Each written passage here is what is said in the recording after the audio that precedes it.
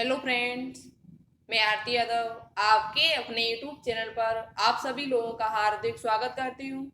और इसी के साथ साथ आप सभी को गुड मॉर्निंग। तो आज हम आपके लिए टॉप 1000 क्वेश्चंस की जो हमारी सीरीज चल रही है उसकी क्लास नंबर 15 आपके लिए लेकर आए हुए। अभी तक आपने पिछली 14 क्लासें नहीं देखी इस सीरीज की तो एक बार उनको जरूर देखिएगा। बहुत ही इंपॉर्टेंट क्वेश्चन हमने वहां पर कराए हुए जो आपके एग्जाम में आपको जरूर ही हेल्प करेंगे और बहुत कुछ आपको नया सीखने को भी मिलेगा यदि आप सभी क्लासों को देखकर आते हो पिछली। ठीक है, तो आज की जो क्लास है वो आपके लिए बहुत ज्यादा इंपॉर्टेंट होने वाली है क्योंकि आज हम आपके लिए एक चैप्टर लेकर आए जिसके क्वेश्चन है। उस चैप्टर का नाम है रेडियो एक्टिव। रेडियो एक्टिव जो ये चैप्टर है वो आपका फिजिक्स का भी चैप्टर है और केमिस्ट्री का भी है। इंपोर्टेंट चैप्टर है, चाहे आप किसी भी एग्जाम की तैयारी 2021 में कर रहे हो या मेडिकल लाइन में, तो ये चैप्टर आपके लिए इंपोर्टेंट है और इससे क्वेश्चन भी पूछे जाते हैं। चाहे आपसे न्यूमेरिकल पूछ लिया जाए, चाहे आपसे कोई सिंपल क्वेश्चन पूछ लिया जाए, लेकिन क्वेश्चन आपके एग्जाम में पूछे जाते हैं। तो ये चैप्टर आपके लिए इंपोर्टेंट है, दोनों में आता है, फिजिक्स का भी है और केमिस्ट्री का भी है।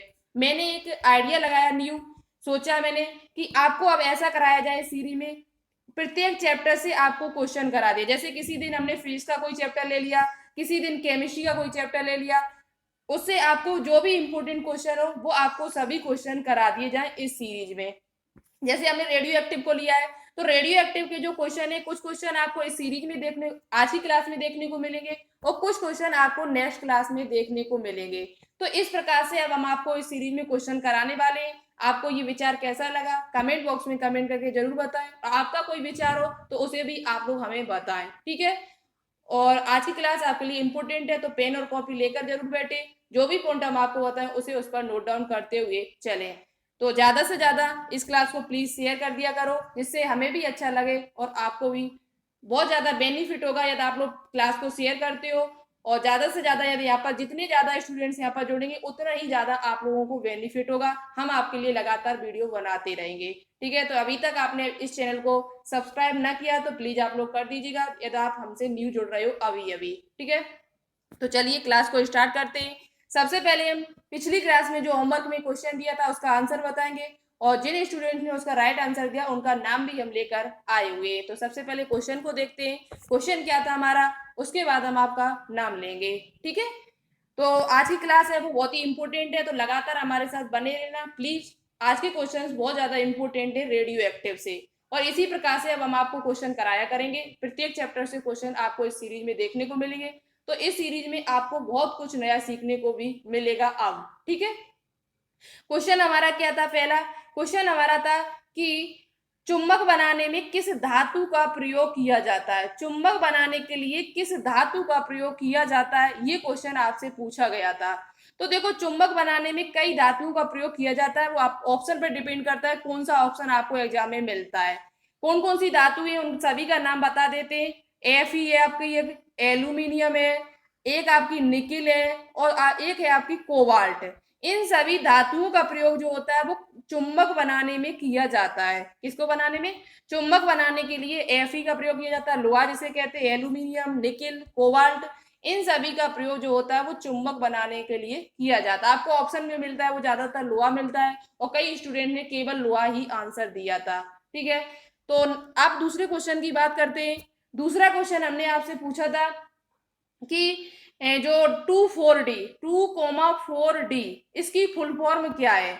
तो हमने आपको पिछली क्लास में बताया हुआ था कि 2,4-D है वो एक प्रकार का ऑक्सिन हार्मोन है। कैसा है, ऑक्सिन हार्मोन है और इसका जो प्रयोग किया जाता है वो खरपतवार नाशी के रूप में किया जाता है। किसके, खरपतवार को नष्ट करने के लिए इसका प्रयोग किया जाता है। ये एक प्रकार का ऑक्सिन हार्मोन है। यहाँ पर हमने आपसे फुल फॉर्म पूछी हुई थी, उसकी फुल फॉर्म आप लोग अच्छे से याद कर लें क्योंकि आपके एग्जाम में पूछी भी जाती है। ये फुल फॉर्म है वो आपके एग्जाम में पूछी भी जाती है, तो फुल फॉर्म क्या होती है वो भी हम आपको बता देते हैं। तो इसकी जो फुल फॉर्म है वो आपकी है डाई क्लोरो 2,4-D। 2,4-D की जो फुल फॉर्म है वो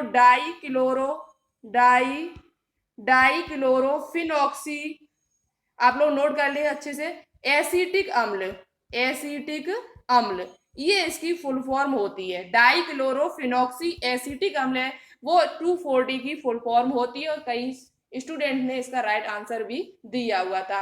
अब बात करते हैं किस किस ने दिया राइट आंसर। तो सबसे पहले मिस्टर सत्यासो, उसके बाद है मिस्टर सत्या शो के बाद है कौन, प्रियंका पीके, संजीव साक्या और पीयूष वर्मा, हिमांशी, अर्जुन वर्मा, विकास पटेल, महेंद्र यादव और निशा कुशवाहा, इन सभी लोगों ने सबसे अच्छा आंसर दिया था। तो हमें इससे लगता है कि हाँ आप लोग तैयारी कर रहे हो, आंसर जरूर दिया करो। जो भी क्वेश्चन पूछे, चाहे हम एक क्वेश्चन पूछे चाहे आपसे दो क्वेश्चन पूछे, और क्लास को कंप्लीट देखा करो। क्वेश्चन ऐसा होता है कभी कभार हम लास्ट में पूछते जाके, कहीं हम बीच में भी क्वेश्चन पूछ लिए थे, तो जब आप लोग क्लास को कंप्लीट देखोगे तो क्वेश्चन का आंसर भी दे पाओगे। तो क्लास को कंप्लीट देखा करो, आपको बहुत कुछ नया सीखने को मिलेगा यदि आप लगातार हमारे साथ बने रहते हो। ठीक है, चलिए अब बात करते हैं आज के क्वेश्चंस पर।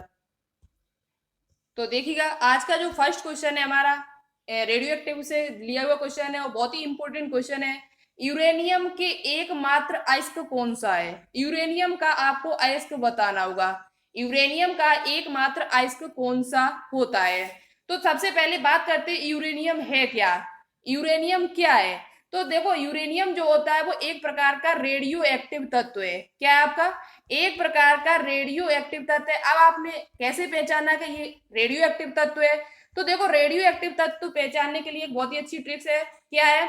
जिनका परमाणु क्रमांक 82 से ज्यादा हो। 82 पे आपका क्या आता है? पीवी आता है। जिनका परमाणु क्रमांक 82 से ज्यादा होता है वो सभी तत्व रेडियो एक्टिव तत्व कहलाते हैं। तो जो आपका यूरेनियम है उसका परमाणु क्रमांक 92 होता है, 92। यू 235 होता है, 92 इसका परमाणु क्रमांक होता है और 235 इसका परमाणु भार होता है। तो इसलिए जो यूरेनियम है वो आपका एक प्रकार का रेडियो एक्टिव तत्व है। रेडियो एक्टिव तत्व कैसे पहचानोगे? तो जिनका परमाणु क्रमांक 82 से ज्यादा होता है वो सभी तत्व आपके रेडियो एक्टिव तत्व होते हैं। ठीक है, देखिएगा अब बात करते हैं कि यूरेनियम का एकमात्र अयस्क कौन सा है। तो देखो यूरेनियम का एकमात्र जो अयस्क है वो उसका नाम है पिच ब्लेंडी। क्या है? पिच ब्लेंडी। पिच ब्लेंडी है वो यूरेनियम का एकमात्र अयस्क है जिसका फॉर्मूला होता है C3O8। C3O8 इसका फॉर्मूला होता है। अब यहाँ पर एक क्वेश्चन और आपका बनता है जो इम्पोर्टेंट है कि सबसे पहले रेडियो एक्टिव किरणें किस में देखी गई थी? किस अयस्क में सबसे पहले रेडियो एक्टिव किरणों को देखा गया था और किसने देखा था? तो सबसे पहले जो रेडियो एक्टिव किरणें देखी गई थी वो इसी अयस्क में देखी गई थी। और जो किसका अयस्क है? यूरेनियम का अयस्क है। सबसे पहले जो रेडियो एक्टिव किरणें देखी थी वो किसमें देखी गई थी? पिच ब्लेंडी में देखी गई थी। किसने देखी थी? तो उनका नाम है बेकेरल। हेनरी बेकेरल नाम के वैज्ञानिक थे। कौन से वे? बेकेरल। आपने नाम भी सुना होगा बहुत ज्यादा इनका। हेनरी बेकेरल नाम के वैज्ञानिक थे जिन्होंने 1896 ईस्वी में अपनी प्रयोगशाला में सबसे पहले इन किरणों को देखा था। सबसे पहले रेडियो एक्टिव किरणों को किसने देखा था और किसमें देखा था? तो पिच ब्लेंडी में देखा था। और किसने देखा था? तो हेनरी बेकेरल नाम के वैज्ञानिक ने अपनी प्रयोगशाला में सबसे पहले 1896 ईस्वी में इन किरणों को देखा हुआ था।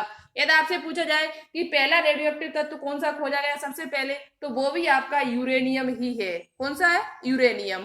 ठीक है, यूरेनियम का इसका पता चल गया, यूरेनियम का उसका पिच ब्लेंडी का फॉर्मूला पता चल गया और किसने देखा था ये भी आपको पता चल गया। तो सबसे पहले रेडियो एक्टिव किरणों को हेनरी बेकेरल नाम के वैज्ञानिक ने देखा हुआ था। तो इतने पॉइंट आपको अच्छे से क्लियर हो चुके होंगे।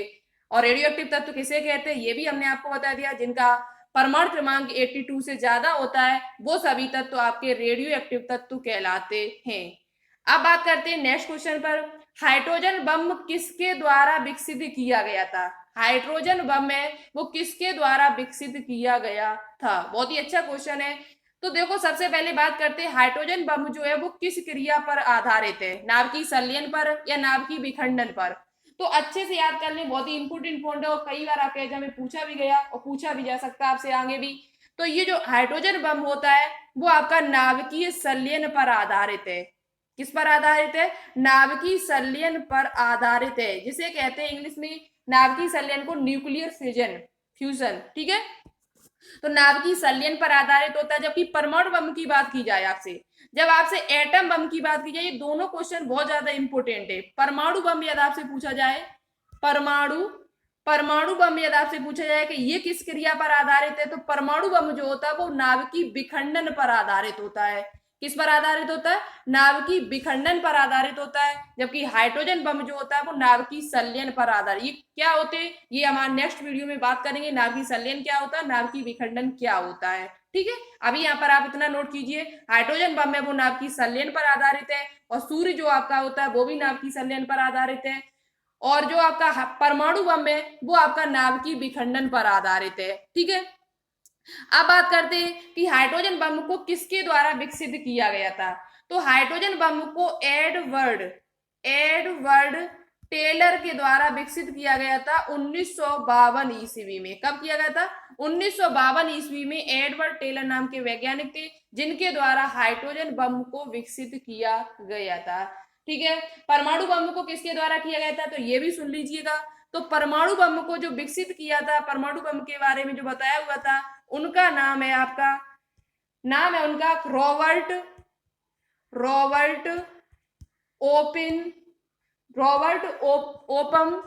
ओपन हेमर नाम बड़ा है, हेमर आप याद कर लीजिए। रॉबर्ट हेमर ये जो वैज्ञानिक थे, इन्होंने परमाणु बम को विकसित किया था, ठीक है। हाइड्रोजन बम को किसने किया था? तो हाइड्रोजन बम को एडवर्ड टेलर के द्वारा विकसित किया गया था। तो यहाँ से आपको देखो 4 क्वेश्चन मिले एक्स्ट्रा में। तो इस सीरीज की सबसे अच्छी बात तो यही है कि एक क्वेश्चन के साथ आपको 2 क्वेश्चन भी एक्स्ट्रा में मिलते हैं। बहुत ज्यादा बेनिफिट होगा आपको इससे, ठीक है, एग्जाम में। नेक्स्ट क्वेश्चन है, कैंसर रोग के उपचार के लिए किन किन चीजों का प्रयोग किया जाता है? कैंसर रोग के उपचार के लिए किन किन चीजों का प्रयोग किया जाता है, ये क्वेश्चन आपसे पूछा गया है। अच्छा क्वेश्चन है, और 3 क्वेश्चन यहाँ पर आपको देखने को मिलेंगे। कैंसर रोग के उपचार में यदि आपसे पूछा जाए किन किरणों का प्रयोग किया जाता है, तो आप क्या बताओगे? यदि किरणों की जब बात कर ली जाए कि कैंसर रोग में किन किरणों का प्रयोग किया जाता है, तो कैंसर में आपकी गामा किरणों का प्रयोग किया जाता है, जो रेडियो एक्टिव तत्वों से उत्सर्जित होती है। रेडियो एक्टिव तत्व जितने भी हैं उन सभी से अल्फा, बीटा और गामा किरणें उत्सर्जित होती हैं। जितने भी रेडियो एक्टिव तत्व हैं उन सभी से कौन सी किरणें निकलती है? तो अल्फा, बीटा, गामा, ये किरणें आपकी निकलती हैं। इनसे भी क्वेश्चन है संबंधित है, बहुत ही इंपोर्टेंट क्वेश्चन, वो हम आपको कराएंगे नेक्स्ट वीडियो में। तो यदि आपसे किरणें की बात की जाए तो आपको पता चल गया कौन सी किरणें? गामा किरणें। अब बात की जाए कि कौन सा समस्थानिक का प्रयोग किया जाता है कैंसर रोग में। समस्थानिक की बात की जाए, आइसोटोप्स की बात की जाए, तो वो आपका कौन सा होता है? तो समस्थानिक जो आपका है वो आपका होता है कोबाल्ट 60। कोबाल्ट जो 60 है उसका प्रयोग जो आपका किया जाता है वो किसके रूप में किया जाता है? कैंसर रोग के उपचार में किया जाता है। किरणें पूछी जाए तो गामा किरणें, कौन सी किरणें? गामा किरणें। और समस्थानिक पूछा जाए तो कोबाल्ट 60 यानी सीओ जो होता है उसका समस्थानिक है कोबाल्ट 60, जिसका प्रयोग कैंसर रोग के उपचार में किया जाता है। और आपसे कोई गैस पूछी जाए, यदि आपसे गैस पूछी जाए तो गैस कौन सी है? तो वो गैस है रेडोन। एक गैस है आपकी रेडोन, जिसे RN कहते हैं, जिसका परमाणु क्रमांक जो होता है वो 86 होता है, और इसका जो परमाणु भार होता है वो 222 यानी 222 होता है। तो यदि आपसे गैस की बात की जाए, किस गैस का प्रयोग किया जाता है कैंसर रोग में उपचार के लिए, तो रेडोन का प्रयोग किया जाता है। समस्थानिक की बात की जाए तो कोबाल्ट 60 का प्रयोग किया जाता है, और किरणों की बात कर ली जाए तो गामा किरणों का प्रयोग किया जाता है। तो ये तीनों ही क्वेश्चन आपके लिए इंपोर्टेंट है, और तीनों क्वेश्चन अच्छे से याद करने आपको। गामा किरणें, कोबाल्ट 60 और रेडोन गैस जो एक प्रकार की अक्रिय गैस है, नोबेल गैस है, जिसे अक्रिय गैस कहते हैं, नोबेल गैस कहते हैं, उत्कृष्ट गैस कहते हैं, कई नामों से इसे जाना जाता है। तो ये क्वेश्चन आपको कंप्लीट हो चुका होगा, अच्छी तरीके से याद भी हो गया होगा। अब बात करते हैं नेक्स्ट क्वेश्चन की।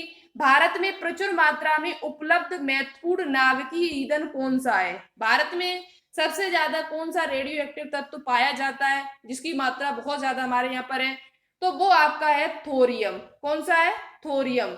थोरियम नाम का एक रेडियो एक्टिव तत्व है जिसका प्रतीक चिन्ह TH होता है। ये हमारे भारत में प्रचुर मात्रा में पाया जाता है। इसका जो परमाणु क्रमांक होता है, यदि आपसे ये पूछ लिया जाए तो परमाणु क्रमांक होता है इसका 90, और इसका जो परमाणु भार होता है वो 232 होता है, ठीक है। इसका परमाणु क्रमांक अच्छे से याद कर लेना। और 90 है, अभी हमने आपको बताया था कि जिनका परमाणु क्रमांक 82 से ज्यादा हो वो सभी कैसे होते हैं? आपके रेडियो एक्टिव तत्व होते हैं। तो ये जो आपका थोरियम है वो एक प्रकार का रेडियो एक्टिव तत्व है, और इसकी मात्रा हमारे भारत में बहुत ज्यादा पाई जाती है। जबकि यूरेनियम की बात की जाए तो वो हमारे भारत में बहुत कम है, सबसे ज्यादा जो रेडियो एक्टिव तत्व मिलता है, नाभिकीय ईंधन जो मिलता है वो आपका क्या है, थोरियम। तो अच्छा क्वेश्चन है ये भी। तो भारत में प्रचुर मात्रा में उपलब्ध महत्वपूर्ण नाभिकीय ईंधन कौन सा है, थोरियम, जिसका परमाणु क्रमांक कितना होता है, 90 90 होता है। नेक्स्ट क्वेश्चन की बात करते हैं। यूरेनियम 235 नाभिक पर एक न्यूट्रॉन की बौछार करने पर यूरेनियम के किन तत्वों में विघटित हो जाता है। वेरी वेरी इंपॉर्टेंट क्वेश्चन है ये आपके एग्जाम्स के लिए। अच्छा क्वेश्चन है, इसे नोटबुक पे नोट डाउन जरूर करना, और पूछा भी जाता है आपसे ये क्वेश्चन। यूरेनियम 235 के नाभिक पर एक न्यूट्रॉन की बौछार करने पर यूरेनियम के किन तत्वों, यूरेनियम है वो किन तत्वों में विघटित हो जाता है। तो देखो कैसे हम आपको कराते हैं। यूरेनियम 235, यूरेनियम 92, 235 आपका जो यूरेनियम है 235, अच्छे से रिएक्शन कराएंगे बहुत ही अच्छी तरीके, प्लस जब इस पे एक न्यूट्रॉन की बौछार की जाती है तो ये जो तत्व होता है वो किन तत्वों में विघटित हो जाता है। तो ये जो तत्व है आपका बेरियम, बेरियम जिसे कहते हैं बेरियम, बेरियम प्लस क्रिप्टोन में विघटित हो जाता है। बेरियम प्लस क्रिप्टोन आपकी एक प्रकार की अक्रिय गैस है, और बेरियम जो आपका है उसका परमाणु क्रमांक होता है 56 और परमाणु भार होता है 141। लेकिन आपको जो कॉपी में मिलेगा वो आपको देखने को मिलता है लगभग 133 के करीबन। ठीक है, तो आप ये याद कर लें यहाँ पर बेरियम और उसके साथ साथ क्रिप्टोन, क्रिप्टोन जिसका होता है परमाणु क्रमांक 36 और 92, और प्लस उसके साथ साथ आपके 3 न्यूट्रॉन निकलते हैं, 3 न्यूट्रॉन बाहर निकल जाते हैं, और उसके साथ साथ आपको ऊर्जा निकलती है, बहुत ज्यादा ऊर्जा निकलती है। लेकिन आपको यहाँ पर क्या याद करना अच्छे से कि यूरेनियम 235 जो होता है, जब उसका उस पर न्यूट्रॉन की एक न्यूट्रॉन की बौछार करने पर वह तत्व किन तत्वों में विघटित हो जाता है, किन तत्वों में टूट जाता है, तो वो आपका बेरियम और क्रिप्टोन में टूट जाता है। 2 तत्व होते हैं, एक का नाम है बेरियम और दूसरा का नाम है क्रिप्टोन। क्रिप्टोन जो है आपकी एक प्रकार की अक्रिय गैस है, और 3 न्यूट्रॉन निकलते बाहर और बहुत सारी ऊर्जा बाहर निकल जाती है। तो ये क्वेश्चन अच्छा था, इसे अच्छे से नोटबुक पर नोट डाउन कर लेना। ठीक है, तो किन तत्वों में टूटता है एक बार फिर बता देते हैं, तो बेरियम और दूसरा आपका क्या है, क्रिप्टोन। चलिए नेक्स्ट क्वेश्चन की बात करते हैं।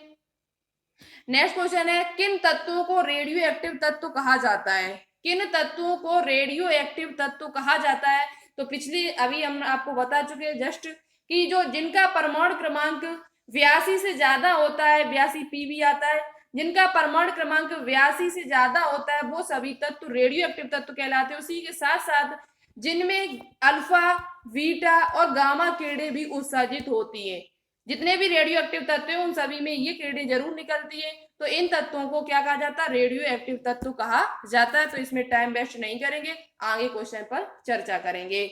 नेक्स्ट क्वेश्चन है, अच्छा क्वेश्चन है और बहुत कुछ आपको सीखने को मिलेगा इस क्वेश्चन से।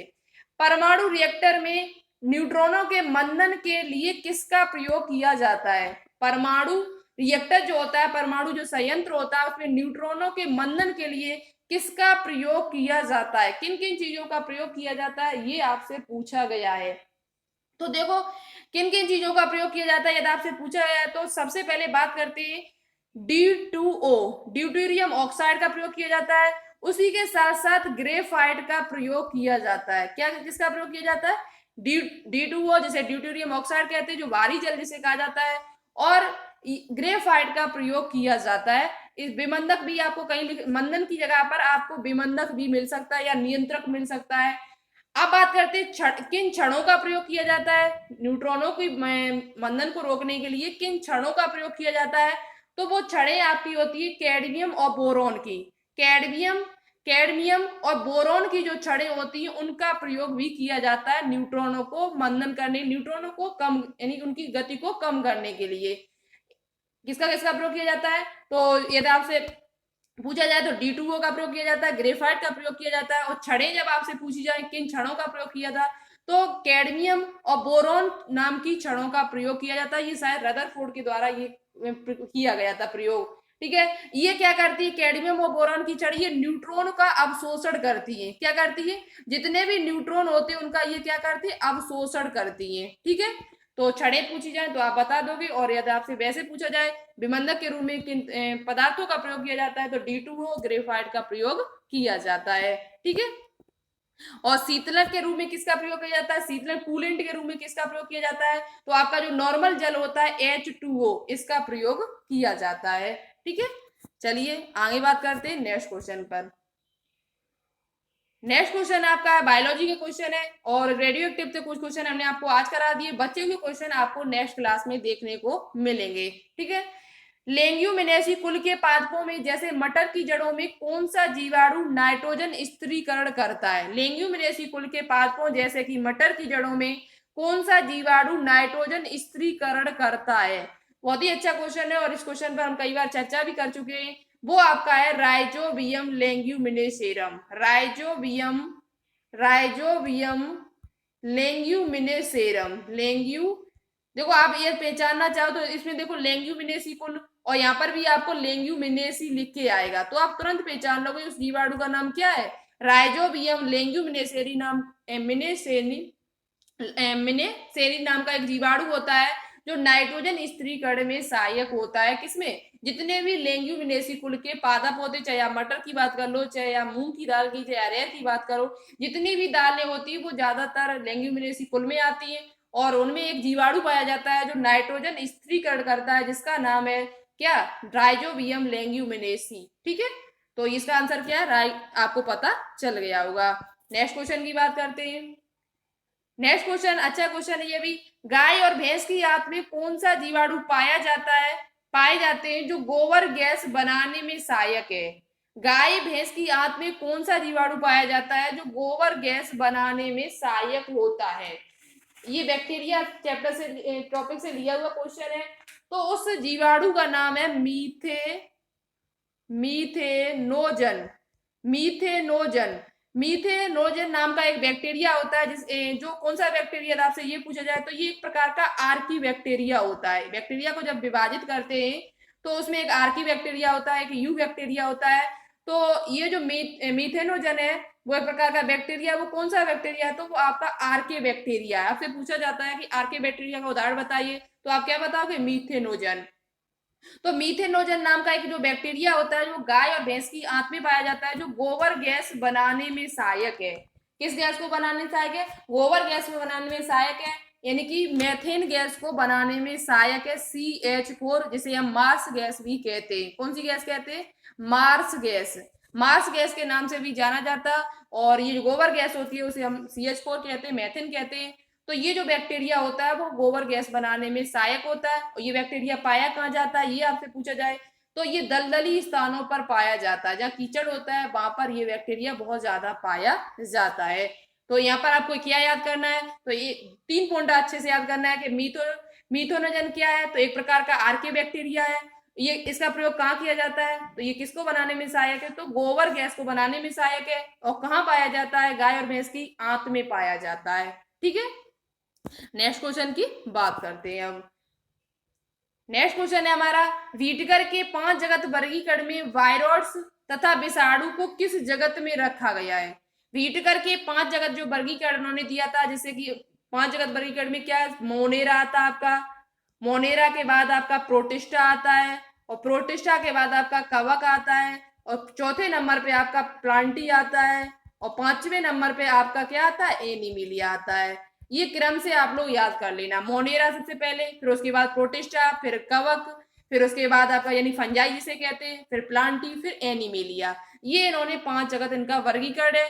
और आपको से ये पूछा गया है कि वायरस और विषाणु को किस जगत में रखा गया, तो याद कर ले अच्छी तरीके से, इन्हें किसी भी जगत में नहीं रखा गया। इन्हें किसी भी जगत में जगह नहीं मिली है, ना ही मोनेरा में, ना ही प्रोटिस्टा में, ना ही फंजाई, ना ही प्लांटी, ना ही एनिमिलियम। क्यों, क्योंकि वायरस और जो विषाणु यानी वायरस होते हैं वो उनका कोई यानी वो एक प्रकार के अकोष्ठी जीव है, और इन सजीव और निर्जीव की बीच की कड़ी कहा जाता है। ना ही वो सजीव है, ना ही निर्जीव है, और ना ही में उनमें कोई विकसित कोशिका पाई जाती है। इसलिए इन्होंने किसी भी जगत में इसे नहीं रखा था। तो यहाँ पे जो आपका आंसर होगा वो क्या होगा, नहीं, यानी इनको किसी भी जगत में नहीं रखा गया है। ठीक है, चलिए नेक्स्ट क्वेश्चन की बात करते हैं।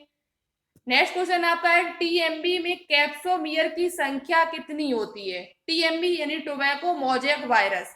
टोबैको मोजेक वायरस एक प्रकार का वायरस है जो सबसे पहले खोजा गया वायरस था इवानोवस्की के द्वारा। टोबैको मोजेक वायरस की फुल फॉर्म भी अच्छे से याद कर लेना, पूछी जा सकती है आपसे। Tobacco mosaic virus. Tobacco mosaic virus है, वो एक प्रकार का वायरस है जो सबसे पहले खोजा गया वायरस था। इसमें कैप्सोमियर की संख्या पूछी गई। अब कैप्सोमियर क्या होता है, तो आपने यदि वायरस वाली क्लास हमारी देखी होगी तो आपको बहुत अच्छी तरीके से ये चीजें समझ में आ जाएंगी कि कैप्सोमियर क्या होता है और कैप्सिड क्या होता है। तो देखो, वायरस के ऊपर एक खोल चढ़ा होता है, प्रोटीन का खोल चढ़ा होता है, जिसे हम कहते हैं कैप्सिड। क्या कहते हैं? वायरस में वैसे भी कुछ नहीं पाया जाता, केवल न्यूक्लिक अम्ल के द्वारा। न्यूक्लिक अम्ल के अलावा इसमें कुछ नहीं पाया जाता है। न्यूक्लिक अम्ल के तो डीएनए होगा, के तो आरएनए होगा। तो उस न्यूक्लिक अम्ल के ऊपर एक प्रोटीन का खोल चढ़ा होता है, जिसे हम कहते हैं कैप्सिड। क्या कहते हैं? कैप्सिड। और ये कैप्सिड जो होता है वो छोटी छोटी इकाइयों से मिलकर बना होता है, जिसे कहते हैं कैप्सोमियर। इस प्रकार से छोटी, जिस प्रकार से हमारी कोशिकाओं से हमारा शरीर मिलकर बना हुआ है, बहुत सारी जब कोशिकाएं इकट्ठी होती तभी हमारा शरीर बनता है।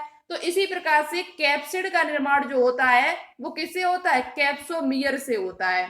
कैप्सिड की जो सबसे छोटी इकाई है वो कैप्सोमियर कही जाती है। तो आपसे जो क्वेश्चन पूछा गया कि टीएमबी में कैप्सोमियर की संख्या कितनी होती है, तो टीएमबी में कैप्सोमियर की संख्या 2130 पाई जाती है। कितनी होती है?